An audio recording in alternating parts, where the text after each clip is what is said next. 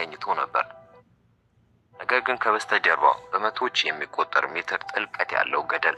አንድ ተስፋ ሊቆርጥ የተዘጋጀ ሰው ካለ የዚህን ሰው ታሪክ መስማት አለበት። መጨረሻ ላይ ግን ሰብስክራይብ ሳታደርግ እንዳትሄድ። ይህ ሰው ላለፉት 3 ቀናትና 3 ሌሊቶች በኡዱ መሬት ላይ ተኝቶ ነበር። ነገር ግን ከበስተጀርባው በመቶዎች የሚቆጠር ሜትር ጥልቀት ያለው ገደል ስለነበረ ትንሽ እንኳን ለመንቀሳቀስ ድፍረት አጣ። ወደ ገደሉ ቢወድቅ ኖሮ ሰውነቱ ይፈረካከስ ነበር። ሕይወቱን ለማዳን ሲል የላላውን አሸዋ በሁለት እጆቹ አጥብቆ በመያዝ በሆነ መንገድ ሚዛኑን ለመጠበቅ ይሞክር ነበር። ነገር ግን አሸዋው በጣም ለስላሳ ከመሆኑ የተነሳ የሰውነቱን ክብደት መሸከም አልቻለም። ከዚያም ድንገት ያለምንም ማስጠንቀቂያ ሰውነቱ መንሸራተት ጀመረና ቁልቁል ተምዘገዘገ። አደጋውን ሲመለከት የመቋቋም አቅሙ እንዲጨምር ወዲያውኑ 2 እግሮቹን ወጠረ። በመቀጠልም ልክ ፍሬን እንደሚይዝ መኪና ራሱን ከመሬቱ ጋር አጣበቀ። ከዚያ በኋላ ነበር በከፍተኛ ችግር መቆም የቻለው። በፍርሃት የተነሳ ልቡ በከፍተኛ ፍጥነት ይመታ ነበር።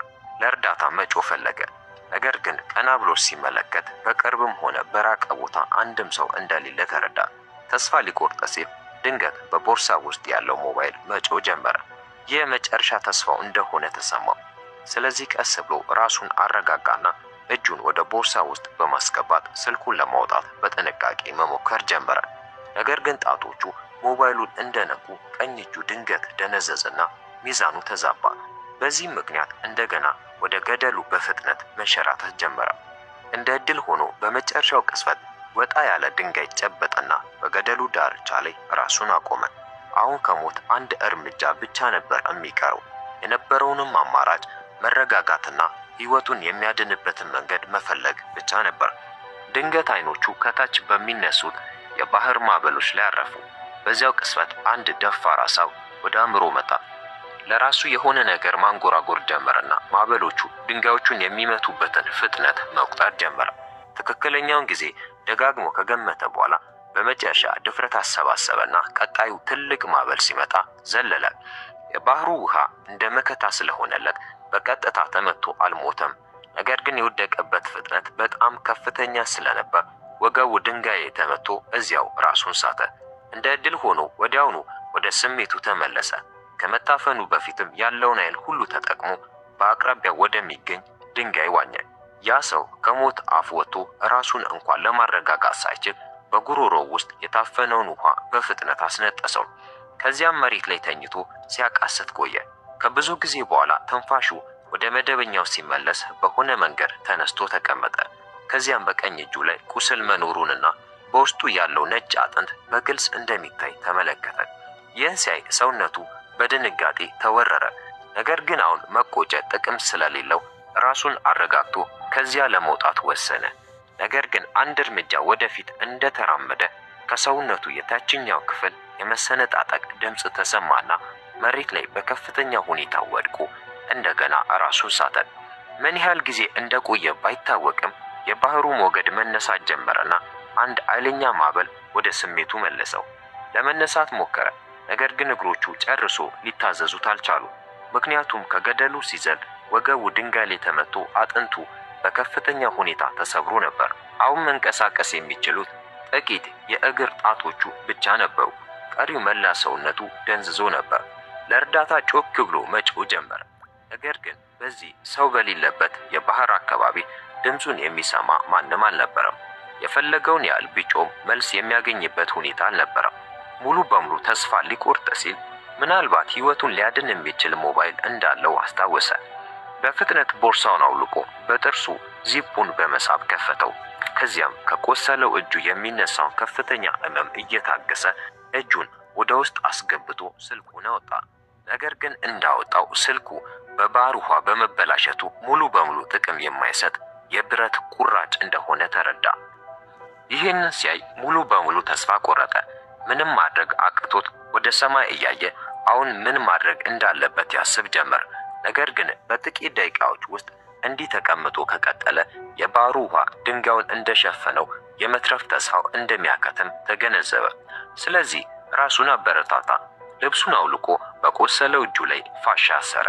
ከዚያም መንገድ መፈለግ እንዲችል አካባቢውን በጥንቃቄ መመልከት ጀመረ። በዙሪያው ሁሉ ደረቅ ድንጋዮች ብቻ ይታዩ ነበር። ነገር ግን በተወሰነ ርቀት ላይ ሰፊ የአሸዋ መሬት ይታያል። በሆነ መንገድ ዋኝቶ እዚያ መድረስ ቢችል ምናልባት ሕይወቱ ሊተርፍ ይችላል። ይህም በማሰብ ወዲያውኑ ንብረቶቹን ሰበሰበና በከፍተኛ ችግር ራሱን ወደ ዳርቻው እየጎተተ ወሰደ። ከዚያም በአንድ ግልቢያ ራሱን ወደ ባህሩ ውስጥ ወረወረ። በሚሰራው በአንድ እጁ ብቻ በመታገዝ በኃይሉ ሁሉ ወደዚያ አሸዋማ ቦታ መዋኘት ጀመረ።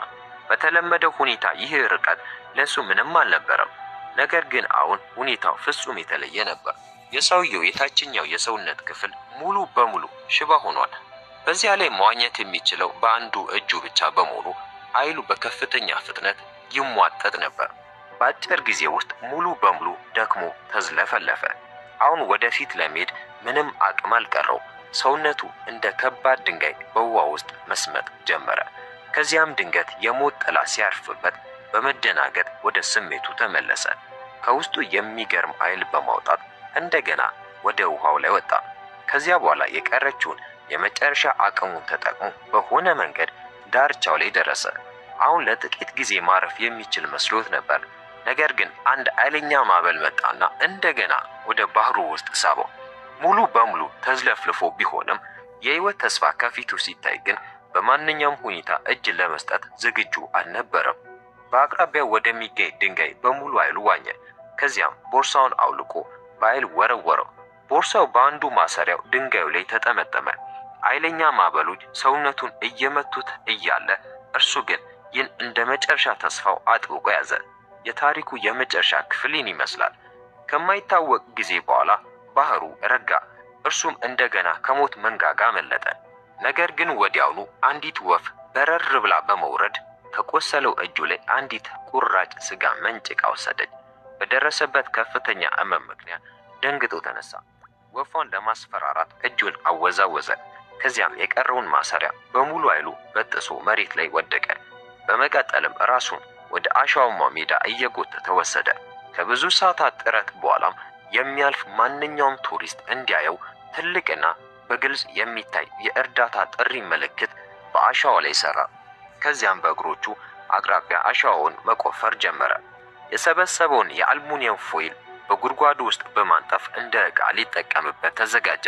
ጥሙን ለማርካትም መጀመሪያ የራሱን ሽንት አጥልሎ ለመጠጣት አሰበ። ነገር ግን የወገቡ አጥንት በከፍተኛ ሁኔታ ተሰብሮ ስለነበረ ከሽንት ይልቅ ደም የተቀላቀለበት ውሃ ብቻ ወጣ። ይህን ደግሞ መጠጣት የማይቻል ነበር። ድንገት በባህሩ ላይ የጎርፍ ዝናብ ሊመጣ እንደሚችል የሚያበስር የነጎድጓድ ድምፅ አስተጋባ። ይህንን ሲያይ የቀረውን ፎይል በጉድጓዱ ውስጥ ወዲያውኑ አነጠፈ።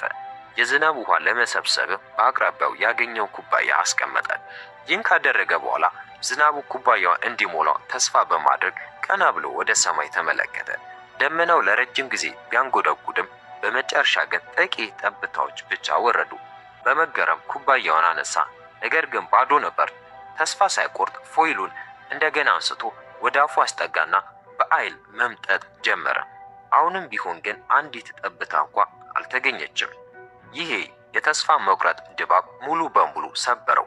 ምንም ማድረግ አቅቶት መሬት ላይ ተቀምጦ ለረጅም ጊዜ አለቀሰ። በመጨረሻም ይህንን ጨካኝ እውነታ ለመቀበል ራሱን አስገደደ። በማግስቱ ግን ድንገት በስልክ ጥሪ ድምፅ ከእንቅልፉ ነቃ። ድምፁን ተከትሎ አካባቢውን ፈለገ። ብዙም ሳይቆይ በአሸዋ ውስጥ ተቀብሮ የነበረውን ሞባይሉን አገኘ። በስልኩ ስክሪን ላይ የወላጆቹን ፎቶ ሲያይ በስሜት ተዋጠ። ወዲያውኑ ላለፉት ጥቂት ቀናት የደረሰበትን አሳዛኝ ታሪክ ነገራቸው።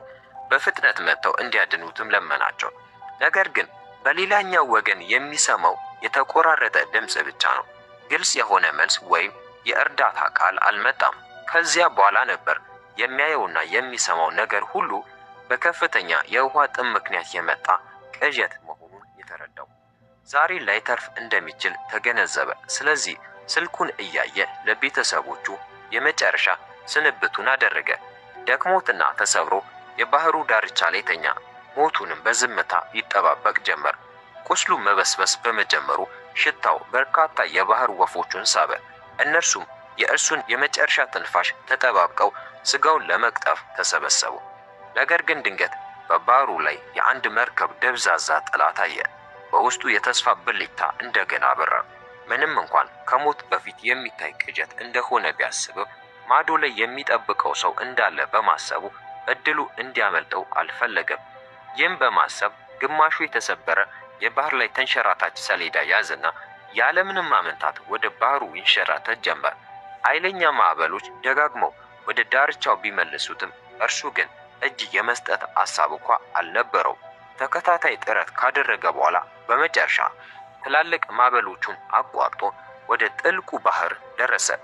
ነገር ግን ዙሪያውን ሲመለከት በየአቅጣጫው ባዶ ውቅያኖስ እንጂ ምንም አላየም።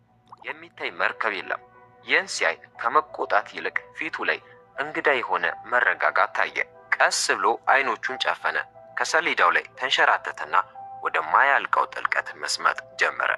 ከዚያም ድንገት በእውነትም አንዲት መርከብ ከላይ ታየች።